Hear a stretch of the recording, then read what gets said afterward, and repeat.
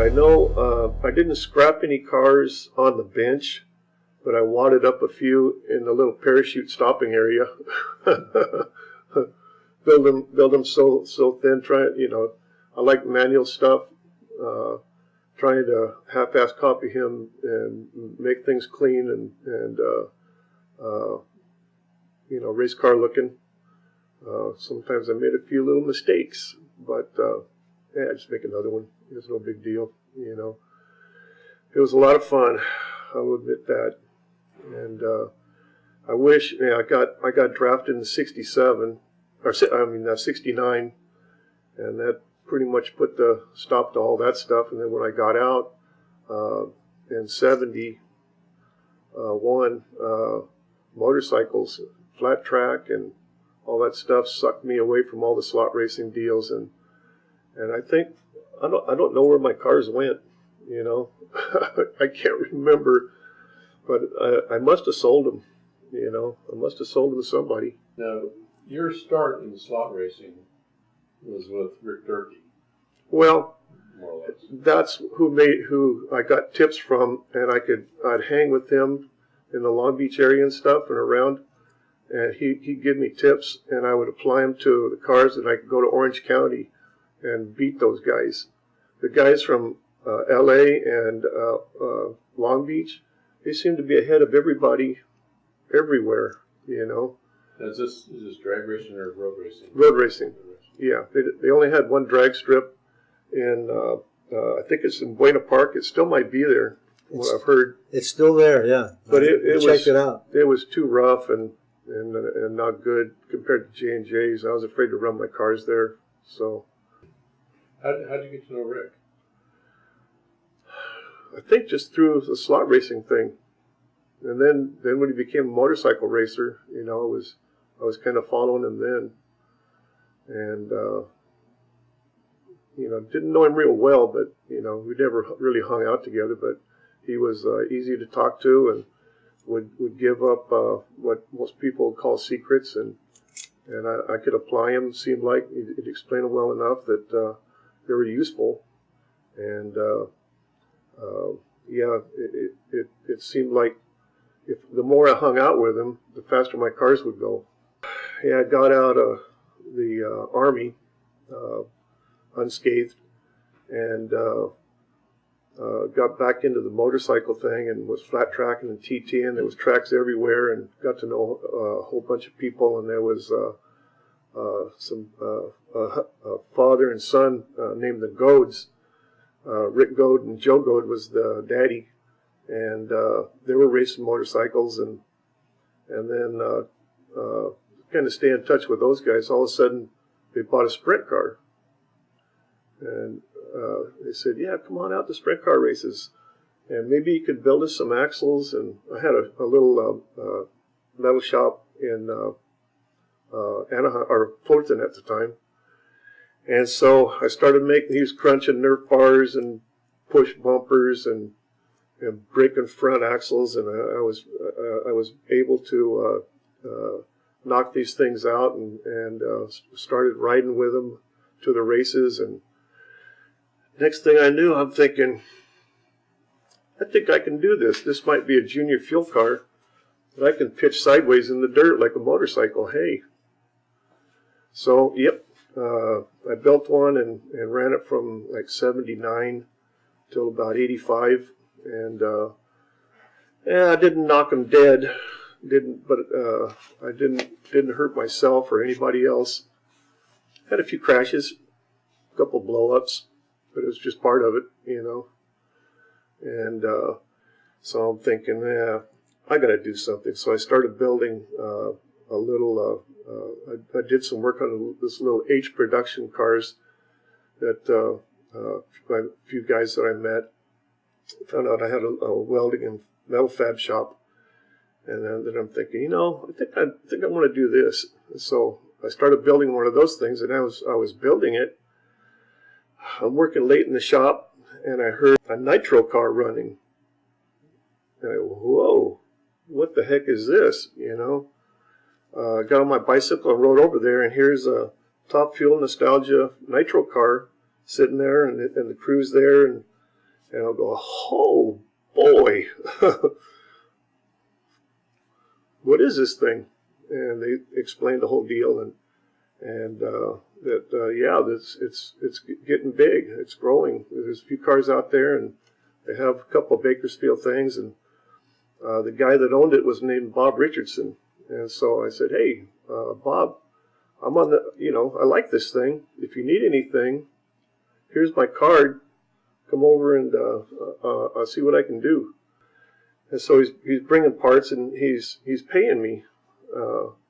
And then I'm getting to know him a little more. Found out his main thing was installing TV antennas. So, you have a TV antenna on top of your house, Frank? Bob? So he was kind of forced into retirement, and he didn't have enough money to run the car. So I go, Bob, I'm not charging you for anything. Whatever you need, it's on me. Well, let me put your name on it. No, save it for people that actually give you money to help run this thing. And so he goes, well, I got to get you something. Beer. I will work for beer, Bob. This month, it's almost, in 2014, he died. He had a quadruple bypass before that, and I thought he was recovered. We ran the car like 4 or 5 times after his heart surgery, and he seemed fine. A couple of times at Bakersfield, it was hot, and I was suffering. Everybody was, but he seemed okay, and but yep, he died in October 2014, and then he didn't have any family at all, and just friends and crew guys, and then found out he died, and he had a will, and it was already made out that he made it out before his quadruple thing, and my friend Hot Rod Pete and I inherited everything he had: a house, race car, trailer, work vehicles, everything, right? But we wanted a race car, and we decided to race it in Bob's honor and in his spirit, to keep his thing alive, at least that part. And so my friend Hot Rod Pete's driving it. We got some really good help from other racers because they knew what we were doing, because we were prepared for what we're thrown into, because all I did was work on the chassis and weld up blocks and heads and things. And Pete was the general crew guy. He would look at the computer, but we didn't know how to run a top fuel car in nostalgia style. But thanks to all the good friends and all the people that knew Bob, we got plenty of good help and some good parts. And we won the March meet this year. And then we went at least to the semis in every race that we ran this year, and finished second in points to Mindy Fry and Tom Sheelar. So that's pretty good accomplishment we're proud of. And now, Bob would approve. did you think when you were slot drag racing, when you were basically a kid, that you would continue on your whole life racing?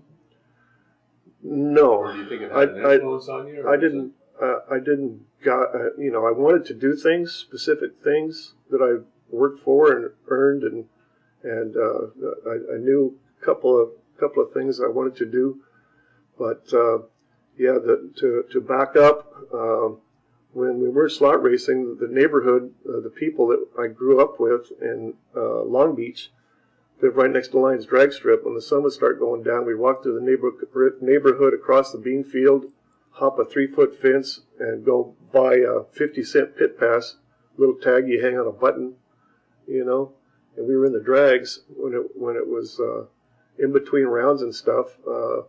We would get our hands stamped, go go back home. They'd have a big canasta party going. The barbecue would be going. We'd have dinner and back to the drags for the finals and stuff. And it was, 60 something. They were running, they weren't nostalgic cars then, but they were front engine top fuel cars. And now I got one. Wow. Yeah. Now, when did you actually enter into competition with these other racers?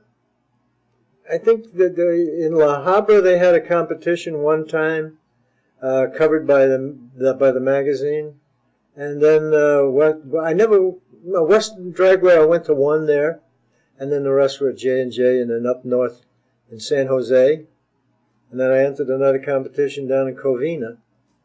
That was, I forgot what year that was, but Ray Yates was there, and Dave Betker, Tom Reitmeyer. All of the guys were there. I could tell you some funny stories about that race.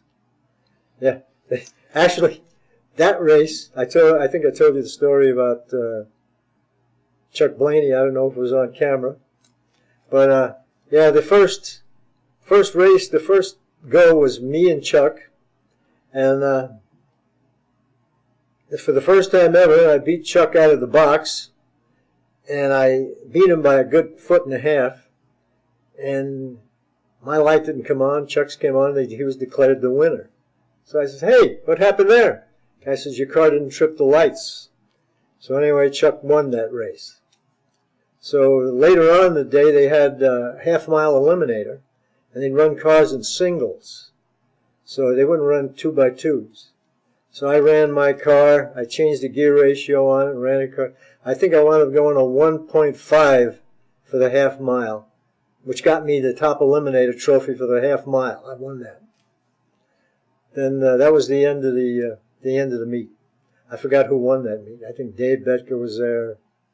Blaney. I don't think Maldonado was there. Cartwright. Then another meet, we went up to San Jose, and all of us went. I drove up with Jerry Gustin and Fred Kramer, and we got a room up there. And before we went up, my wife says, "You can't go to bed in your underwear like you usually do." She says, "You need to have pajamas." So she buys me this pair of pajamas. Turns out me and Fred got matching pajamas. We get a knock at the door about 2 o'clock in the morning, and it's Tom Reitmeyer and Dave Betker and a bunch of the other guys. "Come on, get up!" So we answer the door, and Tom says, "Ooh, fancy, matching pajamas." He says, "We go to sleep in our dirty underwear."